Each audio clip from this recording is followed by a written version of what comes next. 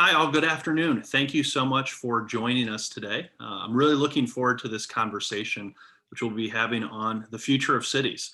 This is part of a year-long series that we're working on in partnership and presented by JobsOhio. And I'm really grateful that you've decided to join us this afternoon and during your lunch hour. We're joined by three leaders who are doing some really interesting and incredible work around this very topic. And there's a ton of exciting news and happenings that have been going on over the past few months and many years that have been helping build to where we're at. So as we begin, I'll just do kind of a quick introduction. I'm Chris Berry. I'm the president of Ohio X. We are a statewide technology and innovation partnership, a nonprofit, and our group is working towards helping make Ohio a leading tech hub. And luckily for us, there's a ton of incredible work happening that's very exciting. As I mentioned, we're working as part of this innovation partnership. And so what we do, we have a number of member companies and organizations across the state, from Fortune 500 businesses to startups to privately held companies to universities and hospital systems and more, that are doing incredible R&D and innovation and really focused and passionate about building our tech sector. And largely we focus on three areas: connecting, promoting, and advocating. You can follow more about us, learn about us. Our website is ohiox.org. We're on LinkedIn, Twitter, have a YouTube channel where this conversation will be recorded, and we'll be posting it there so you can listen to it on demand if you'd like at some point. But as I mentioned, this conversation is really part of a year-long series where we're looking at the future of different sectors and industries and how Ohio people, companies, and ideas are helping build them. And so we started with healthcare, we spoke about government, we've done real estate, insurance, education, and today is cities. And so we have a few more throughout the rest of the year and hope that you'll consider following along. Today we have, as I mentioned, I'll get to the introductions in a moment, but please consider using the Q&A chat function.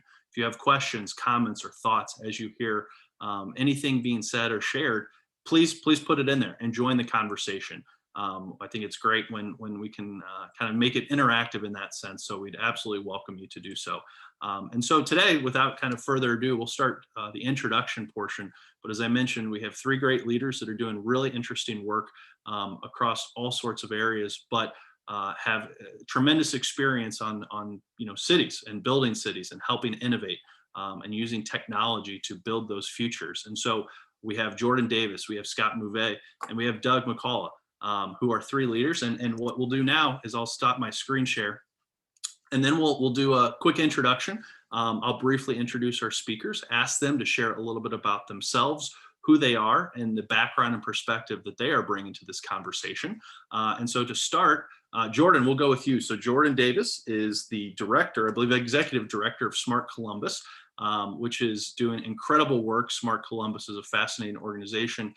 It's part of government, it's part of the Columbus Partnership, and working towards the innovation and all these really exciting places that the city of Columbus has been recognized globally for, which we'll get to at least one in a moment. But Jordan, if you wouldn't mind introducing yourself, sharing a little bit about yourself and what Smart Columbus is doing. Sure. Thanks, Chris. Thanks for having me. And it's great to be with a good friend, Doug, and new friend, Scott, today. But as Chris shared, I am the new executive director of Smart Columbus, but I'm not new to the work. I've been a part of this initiative since 2016, when the city of Columbus won the U.S. Smart Cities Challenge from the Department of Transportation. So we competed against 78 other cities across the country, came out as the sole winner for our vision of how we would deploy technology in transportation to improve people's lives. We actually submitted the final 600-some page report a few weeks ago, and concluded the most comprehensive deployment of smart mobility technologies than any other city. And it was a very short amount of time frame, but we were deploying everything from connected, autonomous, shared, and electric mobility solutions, all supported and backed by data. And we now spend our time as a public and private joint venture initiative that's really focused on the future of cities. So looking more broadly beyond mobility, digitalization of and modernization of community life, and sustainability as well. Great. Well, thank you, Jordan, for being here, and looking forward to digging more into the work that not only you've done, but looking forward to and expanding it in a moment. And next up, we have Scott Mauvais, who is the Director of AI and Global Partnerships at Microsoft Philanthropies. Not an Ohioan, but doing work and has a perspective from across the globe, and has worked with Ohioans over the years. And so, Scott, thank you so much for joining us. Thank you for being with us this morning, your time, and bringing some of your global perspective to this Ohio-centric conversation. Great, thanks, and thanks for having me. I'm looking forward to the conversation. As Chris mentioned, I sit in philanthropies now at Microsoft. I've been at Microsoft since early 2000, so 21-ish years. Mainly on the technical side, did a lot of work with customers. I ran an innovation lab for a while. And then before my current job, most recently, I spent 5 years in our cities team helping build out the civic tech practice, which was really looking at the ecosystem around cities. So less really in the smart cities world, although that was a component of it. It was really universities, anchor institutions, nonprofits, activists, startups, and that were technology focused, and really how we helped activate that system. It was looking across 6 US cities. And so it gave me a good perspective there. Currently, on the philanthropic side, I'm running a program where we do joint signature projects with our top customers. The assumption there, or I guess the premise, is that our aspirations on social impact are larger than any one company or sector can go tackle. So how do we partner up to go do that globally? So I work mainly internationally on that. I've got a colleague who looks after the US for me. And so that's the perspective I bring. So I've been out of the cities world day to day for 2 years or so, but still live in San Francisco. So still have a perspective on the urban environment. So looking forward to the conversation with everyone. Thank you, Scott. Really appreciate you joining us and being here for the conversation. And our last guest and next we'll introduce is Doug McCullough. Doug is the CIO for the City of Dublin, and he's also recently announced the founder and CEO of Color Coded Labs. So Doug's been working in these areas and building cities, and love also the perspective of the workforce side, because all of this takes a talented workforce that can make the tech and innovation and the economy go. And so, Doug, thank you so much for joining us and sharing the perspectives you bring. Thank you for having me, and good afternoon, everybody. Again, I'm Doug McCullough. I'm Chief Information Officer with the City of Dublin, and if you're not familiar, we're on the northwest corner of Columbus, Ohio, sitting right up there at the top. Have some interesting projects going on with the 33 Smart Mobility Corridor, and we are becoming from just a City of Dublin to a regional kind of organizing partner, a council of governments there, and we have the Beta District that I hope that we'll talk about, and the City of Dublin is becoming Connected Dublin. And this is a very exciting conversation here, especially with you calling it the future of cities, because I believe we're in the midst of an evolution that I think some of us could have predicted a few years ago as we were talking about smart cities, that smart cities would eventually become cities again. And that is what we are. We are cities, and we are incorporating what we have learned and are learning in smart and continuing to do that.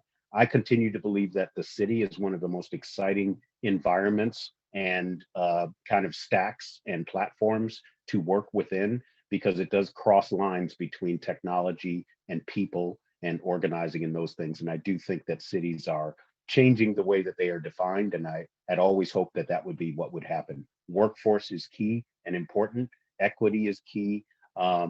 Technology is important. Financial opportunities are important. But it's all important. It's all mixed up together. And so it's a very exciting time to work in both technology and cities. So very happy to be here today with you.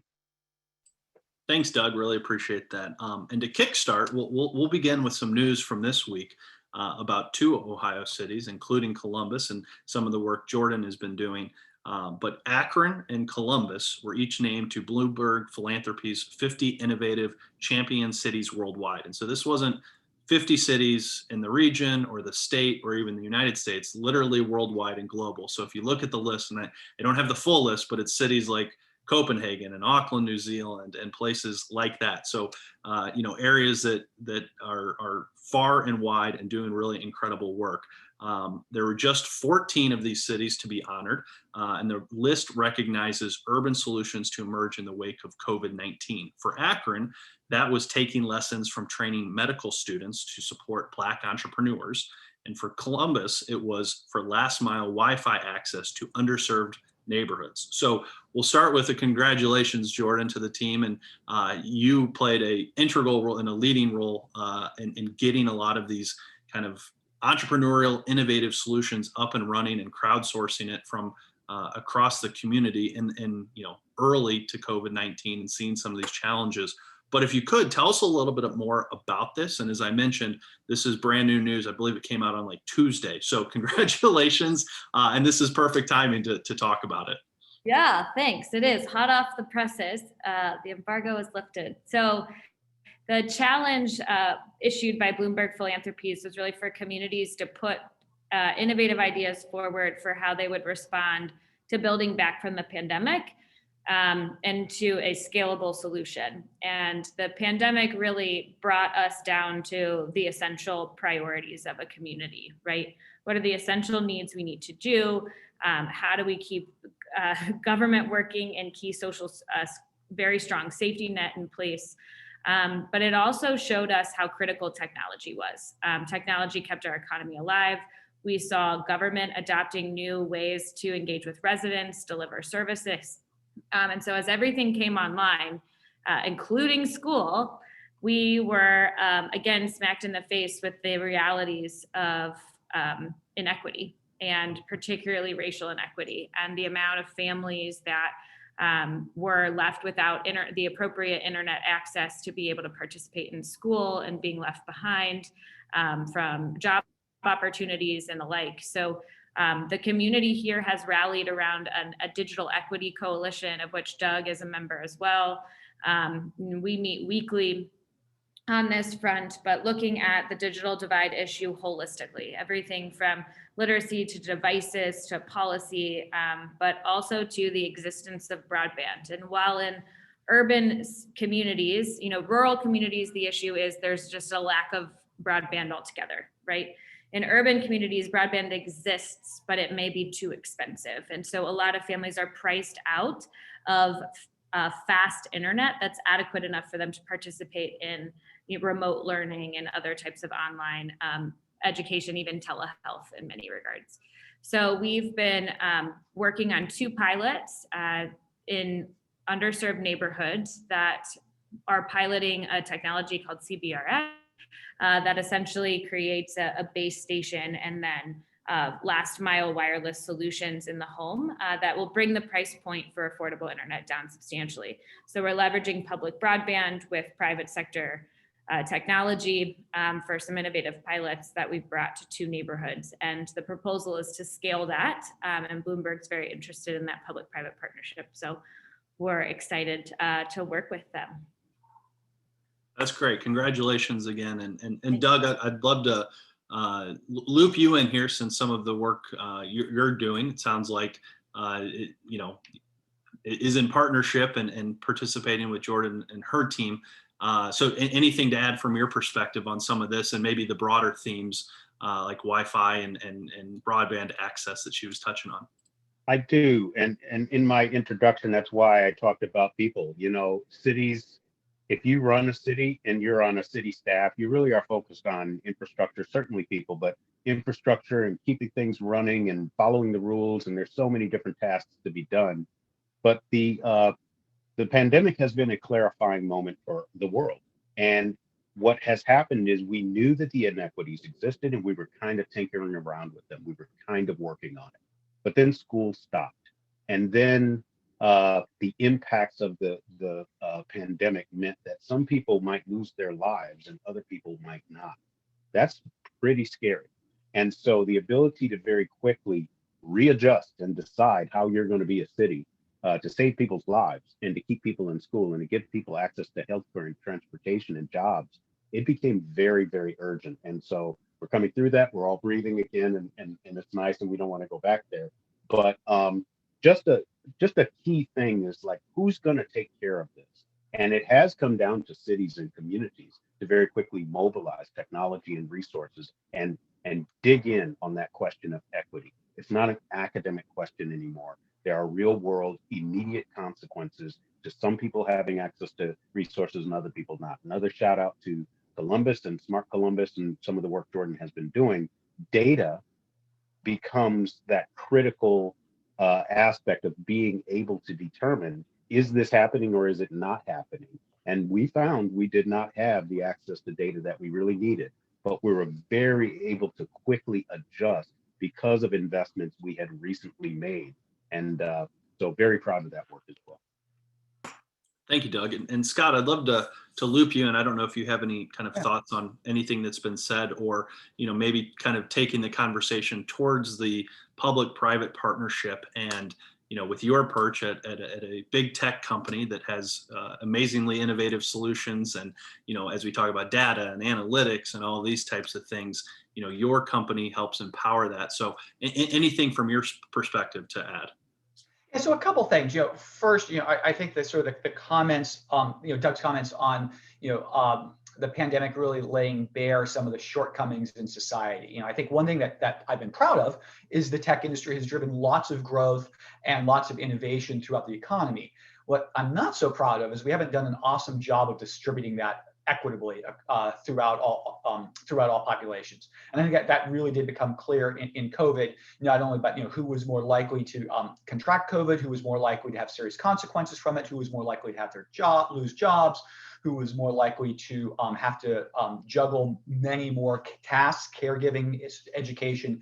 And I think that things that were less obvious to a lot of people who lived separated from that, really it became much more evident. So hopefully, as we talk about rebuilding, this will provide an opportunity to address some of those structural issues that have contributed to that. On the access piece, and this may sort of kick us over into the public-private partnerships. One thing that where Microsoft, when we talk about access, we really think about it in three buckets. Excuse me. First, what we're talking about now is broadband. We talk about sort of broadband and devices. How do we make sure that people can get access to technology? But then there's also the level of skilling. Not only do you have the ability to use devices, do you have the ability to use them effectively in work? As work becomes more and more digital, the level of skills that people need. A lot of jobs that used to be clipboard jobs now require spreadsheets and portals and video analytics, and they're not tech jobs per se, as a lot of people think of tech jobs being software engineering and data analysis, but they are very technology-enabled jobs. And how do we make sure that we equip everyone to thrive in that society? And then thirdly, we look at accessibility around the assistive technology side. How do we make sure that technology is adaptable to people's individual needs, not only for people with disabilities, but people that have temporary disabilities, that they break an arm, that they have surgery, that they're carrying a kid and can't open a door, that they are, or they age into disability. One of my coworkers who works in the disability space, we're talking about all the investments we're making around accessibility. And so hey, for all you able-bodied folks, if you feel bad about you not seeing the benefits of the investment, don't worry, you'll probably become disabled sometime in your life too. And so it's thinking through how that we can make sure that technology is adapted to people as their life circumstances change. One thing that we're doing on sort of the public-private partnership side in that space is around connectivity and our airband initiative that started off really as in the developing world, is now looking more across the U.S.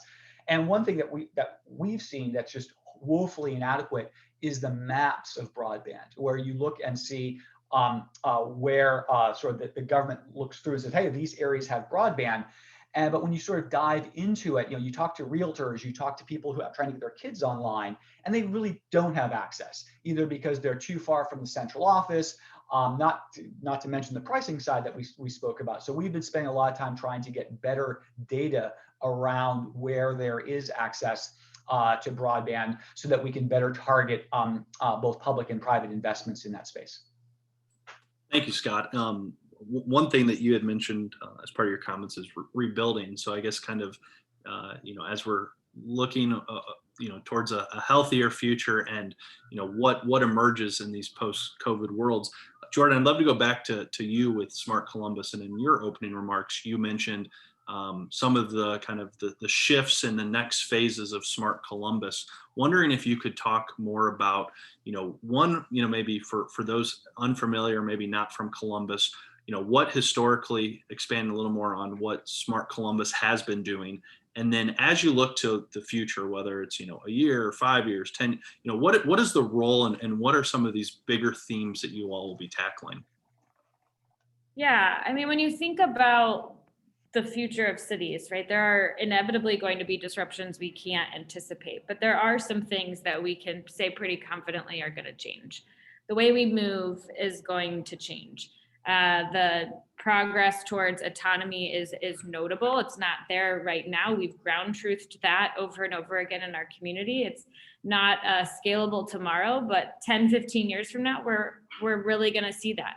But the changing of moving of goods, right, and bringing services to you is going to change traffic patterns, and it's going to change how we think about curb management in cities. So really the initial smart city challenge was based off of this belief that inevitably technology is going to change how we move. What are those technologies that are ready to be deployable in cities? And do they actually improve people's lives, or is this just cool tech? And so that's what we have been spending the past 4 or 5 years ground truthing. Connected vehicle technology, which Doug is also working on in Dublin and Marysville as well. But that is the communication between vehicles and infrastructure, and the signal language for safety and other type of warnings. So we've done that. You're also thinking about smarter parking. So can you do a pre-reservation of parking so that you can limit the congestion, the circling activity that happens in urban areas while you're looking for parking, especially on busy, congested, event-driven times. Then you're thinking about autonomy. So we had autonomous shuttles that we deployed on 2 different use cases, but we also have the Transportation Research Center outside of the city where Waymo has R&D operations and many others, with a real kind of private proving ground, a simulation of a real world experience there for those vehicles. Shared mobility, absolutely, it took off over the past 4 years. So if you think about the emergence of scooters pre-pandemic, you saw a lot of micro transit, corporate commuter, sponsored commuter based solutions. So really trying to integrate that in a more seamless way, whether it was through an integrated app called Pivot, smart mobility hubs where you would concentrate those choices in key geographical locations. And obviously the culture shift that's required in terms of payment and incentivizing people to get out of single occupant vehicle commuting. And then electrification. And electrification is no doubt here, ready to scale. That is happening now. So we're going to continue to focus on that. But electrification, we got ahead of that about 4 years ago, at least for the Midwest. And now we are just going to keep moving forward. We think this is the decade of the electric vehicle. You're going to see all types of electric vehicle body styles, from trucks to heavy duty vehicles, dump trucks and the like. So we're excited about that. But in the end of the day, cities are going to become more digital. Our experiences with services, with connecting to basic needs, as well as connecting to how we move with transit, is all going to be accessible by our phone or in other types of devices in very streamlined and integrated ways.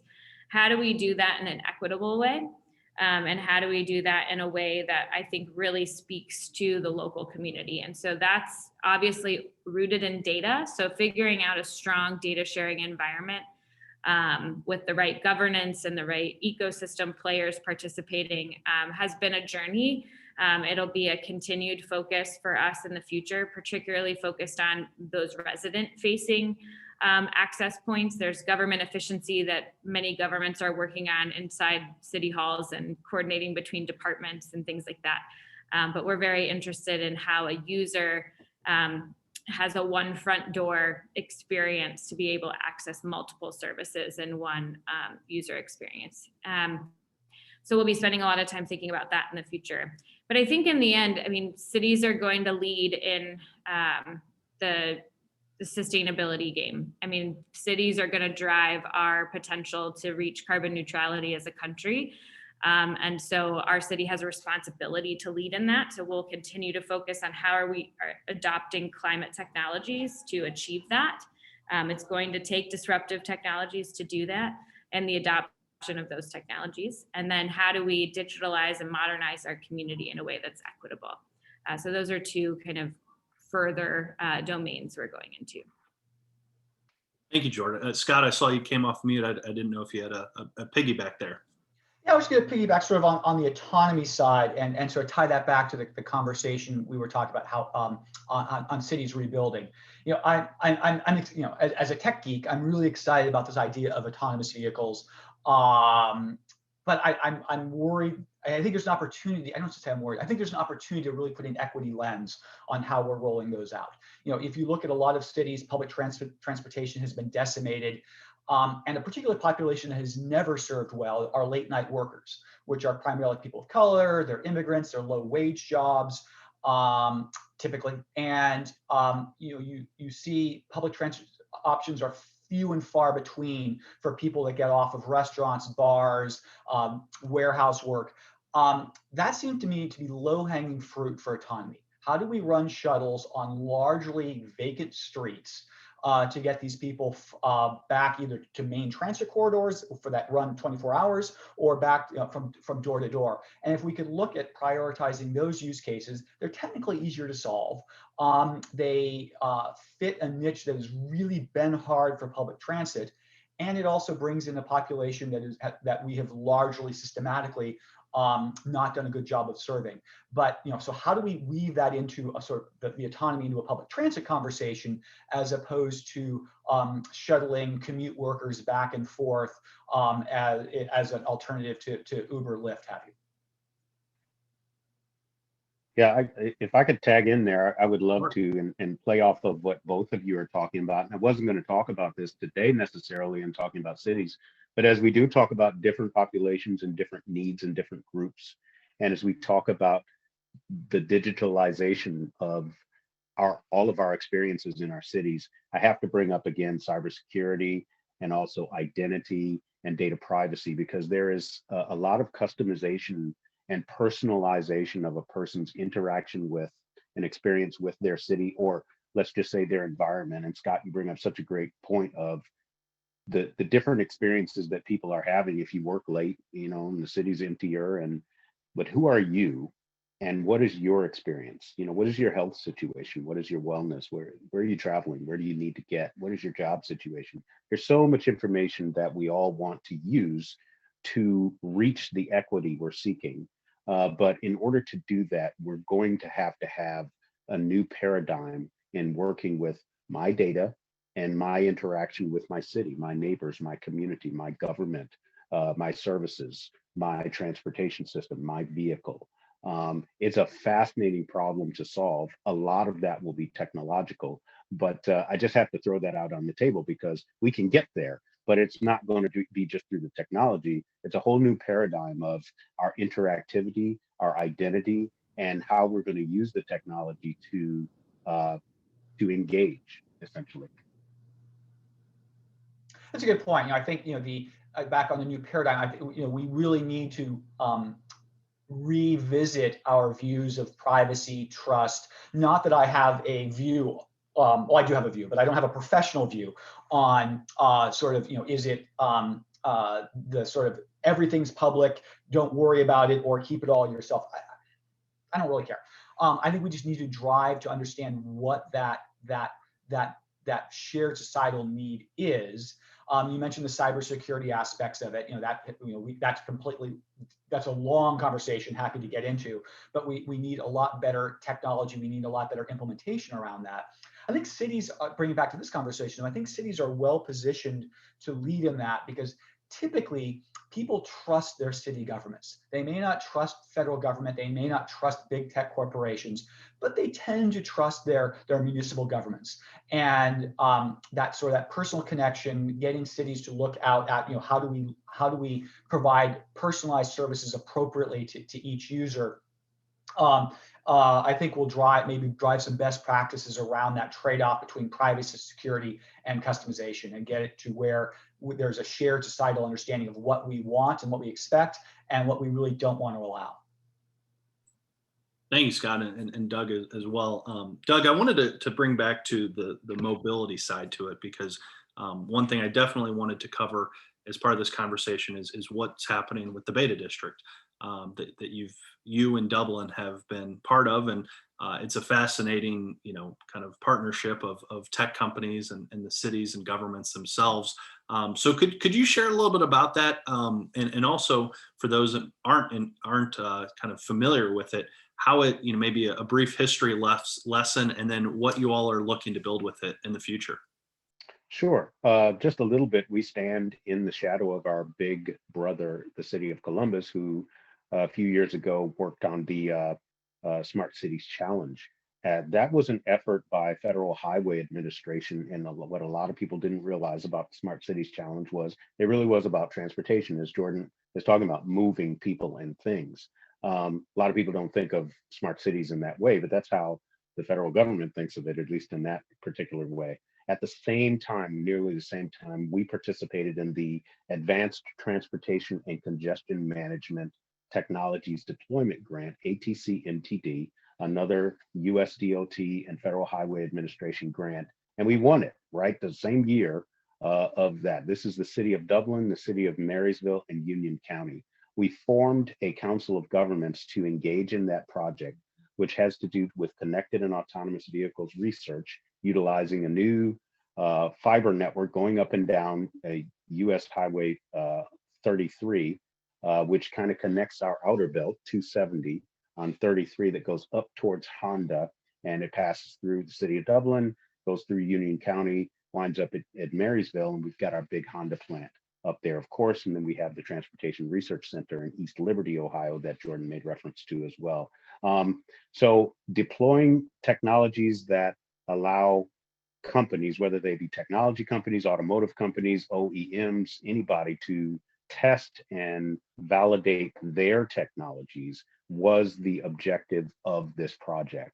Since forming the Council of Governments, of course, we rebranded into what is called the Beta District, and everyone can look it up at thebetadistrict.com. From a technology standpoint, beta testing is when you go into testing with the public. You have a product that's not ready for the full market yet, but you want to test it on city streets, and we wanted to use that vibe of, we're going into beta test to attract technology companies who are innovating and need to do that somewhere, and that's what the Beta District is all about.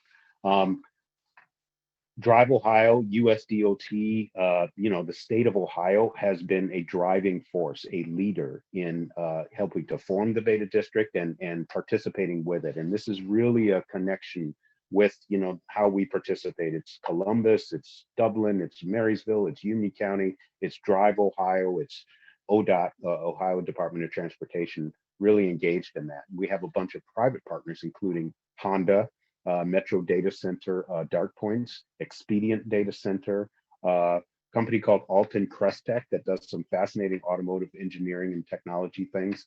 The whole point here is to attract companies to research their innovations. And we've, since starting, have some interesting nascent kind of activities with companies such as Ease Logistics, which is a logistics company based in Dublin that has some moonshot goals with regard to creating an autonomous truck, which is going to take a long time. And we've established some new partnerships with companies like Goodyear, which is testing some of their equipment on the corridor.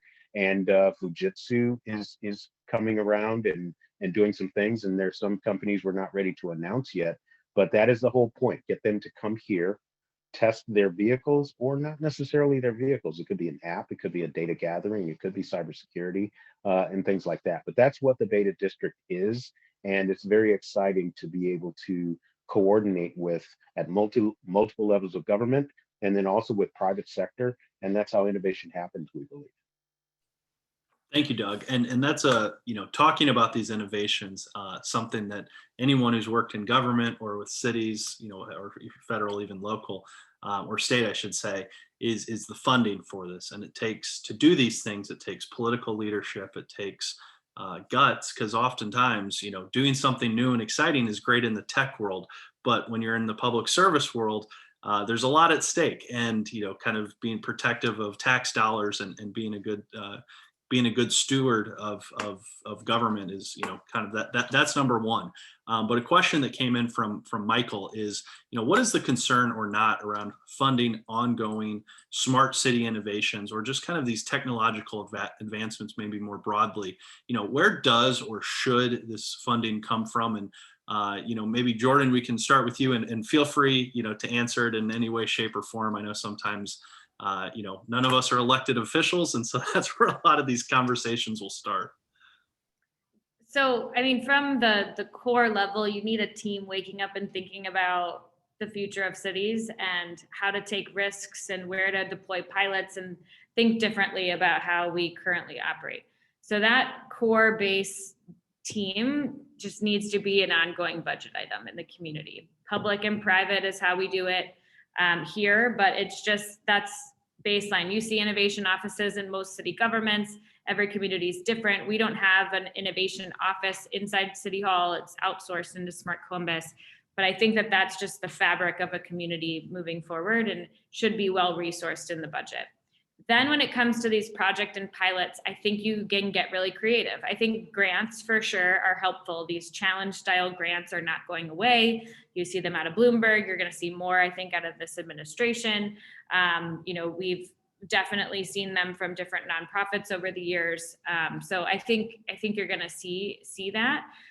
But I also think that there are some interesting public-private partnerships that can be realized on certain pilots. I think there's also a space for more startup collaborate proof of concepts.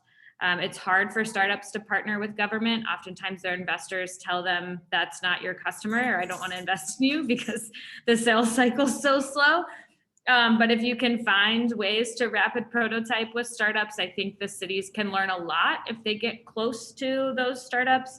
And so maybe there's some opportunities there as well to get some traction. But at the end of the day, when it comes to infrastructure is publicly funded. I mean, that's the name of the game. I think there are some opportunities for public-private partnership for the private sector to look into some ways to contribute to infrastructure. That will be the really, I think, creative financing opportunities that people are constantly scratching their heads to figure out. There's some really smart consultants that pitch me pretty regularly that they've figured it out, but I don't think tolling our roads is going to be equitable in the long term. So I think that there's got to be some really interesting different ways to monetize so that things do stay equitable. I think you can't forget that. That's the premise of government's expectation. So Doug might have a lot of thoughts on this with all that you've been doing, Doug. I do. I don't want to jump in front of Scott, but I guess I would just say that we're big believers in the triple helix. Think about universities or research organizations, governments, and then private sector. In both Columbus and Dublin and the 33 Smart Mobility Corridor, you had the federal government lighting a spark, and that was this challenge. And so they can put $20 million, $50 million in and condition it upon you raising it from other types of sources there. But I believe our job as a local government is to create the beta district, and we should put our money into creating infrastructure that is attractive to research and innovation. And I believe that it's the private sector's job, like an Ease Logistics or a Goodyear or a Fujitsu, to put their funds into their research. And these things don't necessarily perfectly match. And we haven't mentioned yet the Ohio State University Center for Automotive Research. But when you add a big research institution like OSU, that can add in the research portion of that, sometimes private money is attracted. And when Jordan's talking about, apps and startups and things like that, the state of Ohio recently announced a sidecar investment. So, if I'm a startup and I want to create an app that's going to increase safety for intelligent or connected or autonomous vehicles, the fact that the state will supplement that is going to get me up and running much quicker. And these things fold in upon themselves. So I think you do need a combination of investment money, and a lot of government money can go towards infrastructure, and everybody's okay with that. But then it takes the planning and people in positions like Scott and Jordan, and in some senses through the Intelligent Community Forum, myself, to coordinate that funding, because it's not going to be funding for the beta district. It's going to be general funding. Everyone's got their own interests and expectations. And we think that that is an appropriate use of all of our funding: private sector, research institutions, and government money. Thanks, I'll jump Scott. in a bit here with a somewhat contrarian view, but may end us up at this, I guess, different starting point, may end us up at the same place. Is I'm super skeptical of the concept of smart cities. I think Doug said it's sort of in the earlier part. I don't know if he meant it the same way I took it, but where smart cities would transition into just being cities. And I think that makes sense. You know, we're just going to infuse more technology into cities, and they're incrementally going to become smarter. The idea that we're going to have big smart city projects, I think, is difficult. Part of it is just the timescales. You know, we in the technology industry work on quarters, maybe a couple year time horizons. Cities build infrastructure for generations. You know, San Francisco is just getting around to ripping up our plumbing that we put in after the 1906 earthquake. And so there just aren't enough cycles to upgrade the infrastructure and get it all connected together. And they're too risky to go do big bangs.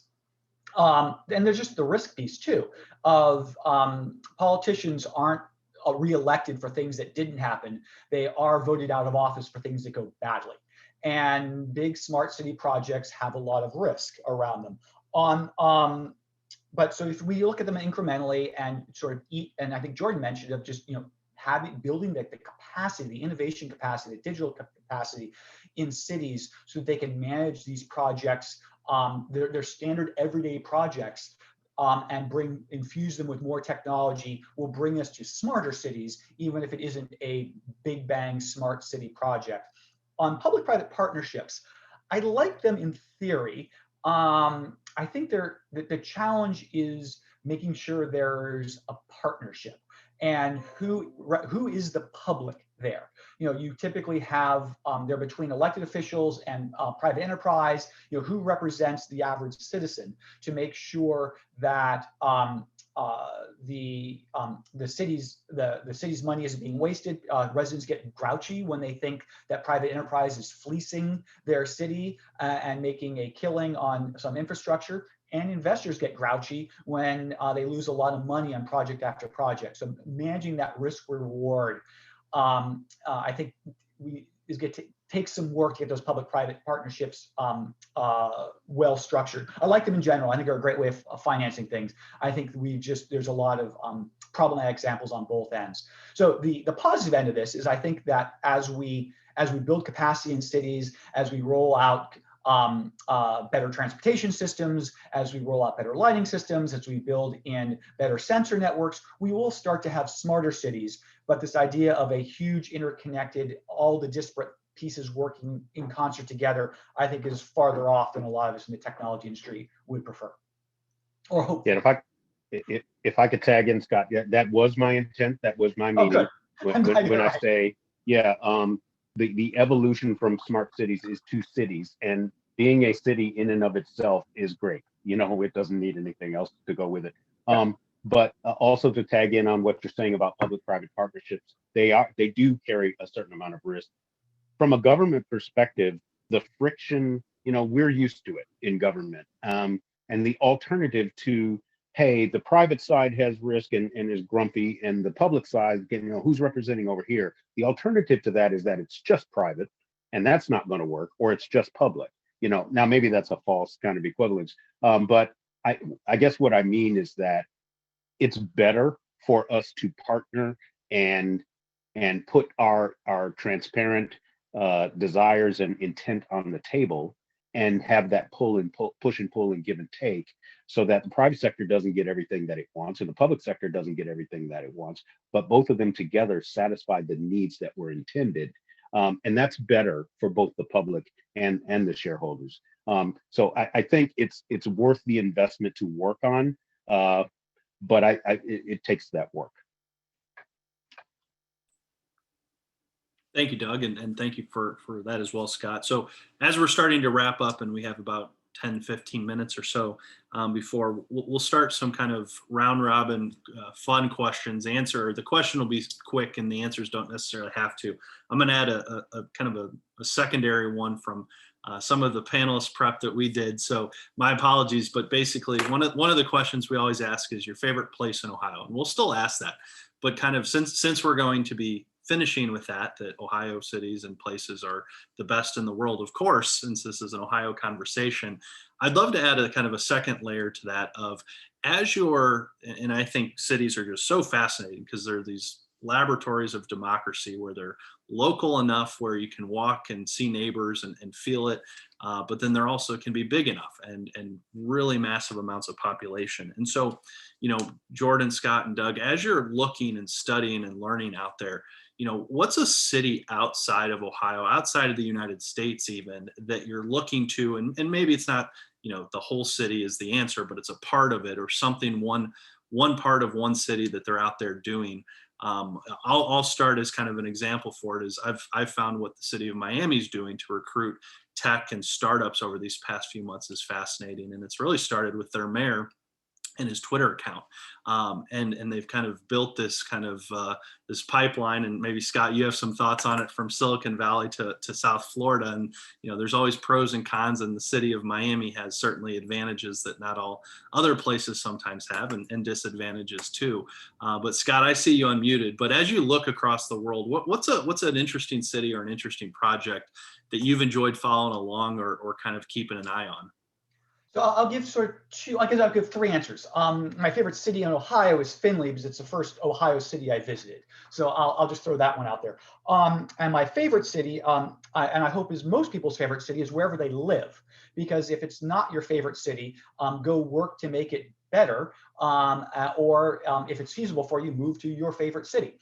And then a little more generic answer is I'm really excited about sort of mid-size second-tier cities. As we come out of the pandemic, we've proven out some remote work. I'm super skeptical of 100% remote work. We can get into that potentially if we want. But I think it provides smaller cities the ability to build their industry, to diversify their industry with people working partially remotely. They are more flexible often than larger big cities that have just lots of inertia. And I think they also have some of the greatest opportunity to help address some of the equity issues. So I think I won't name a particular city. I'm going to name a class of cities in that space. Great. Thanks, Scott. Jordan? My favorite cities are dense walkable cities. So I think for me, places where I don't have to own a car, I love. Globally, I really think the Dutch are doing some incredible things on the energy side and the social safety net side. And just overall, their data and their open data standards are setting quite a standard for many. So I think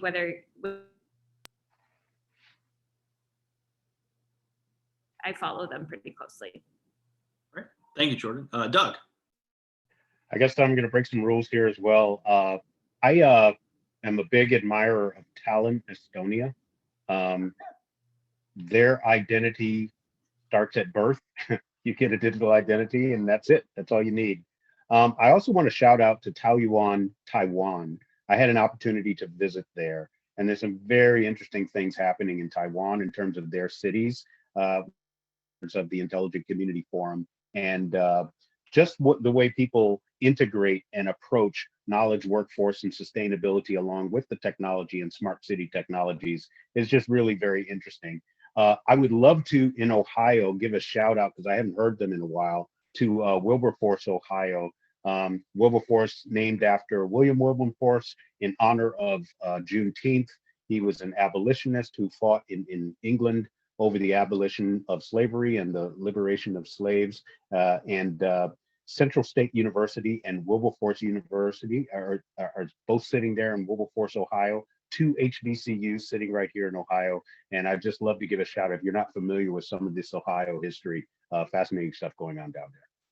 Yeah, great. And in the Dayton region for those, Northeastern or other parts of the state that haven't been. So great answer, Doug. And final kind of round robin question that we'll end the conversation with today. And so we'll go Jordan, Scott, and Doug, wrap with you. But what's a final comment or thoughts? Maybe something we didn't get to in today's conversation, or that you're just keeping an eye on. So as you think of the future of cities, and what the next year, 5 years, 10 years, 50 years looks like, what's something that you're considering keeping an eye on? Or if you want to get crazy, a prediction that we should all kind of keep in the back of our minds and see if it comes true. But Jordan, we'll start with you. I mean, I think over the next 5 years, you're going to see a lot of investment in sustainability, whether it's in renewable energy or climate technologies. And I think how those become a part of community practices and investments, and it becomes a part of the infrastructure conversation, the transportation conversation, will just be, I think, overwhelm a lot of agendas pretty quickly. And I think a lot of federal investment will be supportive of that. So I'll be very interested to watch how quickly we'll transition to this all electric future. Scott? Yeah, on my side, I'll take a somewhat different approach on sort of what I'm looking at and what some of the top issues are. And I think it's a big city issue, particularly on the West Coast, but housing. And I think that we're going to start looking more closely at we spend a lot of time talking about the costs of doing something, and we don't look well at the costs of not doing something. San Francisco prides itself on being a very progressive city, yet we have horrendous zoning regulations that really prevent a lot of affordable housing, keep neighborhoods very elite. Example is that neighbors were able to shut down a moderate size affordable housing project because it was going to shade a park. And that was an environmental impact. And we couldn't have this because of the environmental impact of shade. So that pushes people farther out into the suburbs. People that can't afford to live in the city core, has equity impacts, has environmental impacts, has congestion impacts. And I think over the next 10 years or so, the YIMBYs or the yes in my backyard folks, I think will maybe gain the upper hand, and we'll break some of these really silly restrictions that people use to keep others out of their neighborhoods. Thanks, Scott. Doug? So I'll just add, piggybacking on what Scott said a little earlier, I think hybrid work, whatever that means to you, is here for a while. I don't think we're going to go in one direction or another. I think hybrid work is here for a while.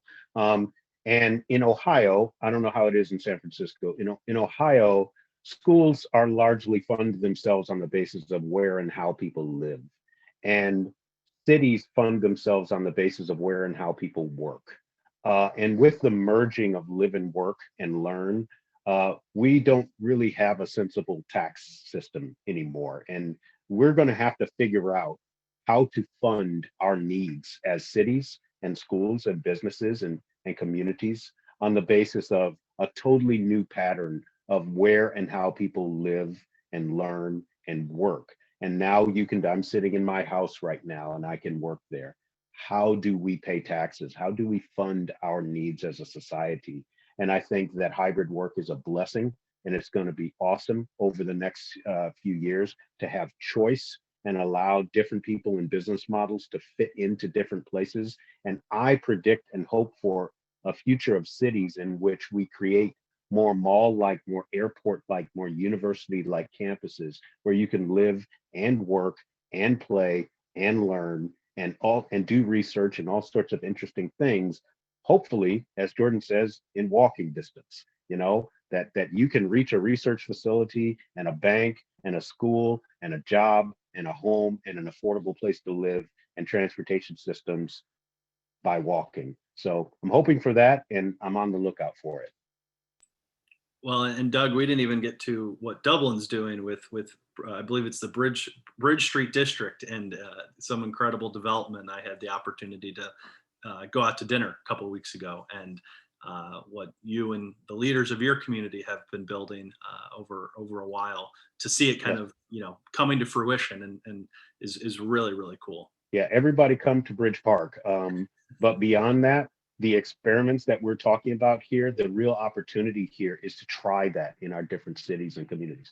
Walkability, electrification of the fleet, autonomous vehicles, data privacy, so many great opportunities. We're going to do everything that we possibly can in Dublin around that. But also watching the rest of Ohio, so many great examples of incredible innovation in our state. So I couldn't agree more. And I think that's what's fun about this conversation around cities is there's so much opportunity for innovation, and it's very public. So you can study and you can physically visit and you can see, unlike in, some businesses where, you don't know what's happening, or you hear about it, a couple years after it does or something.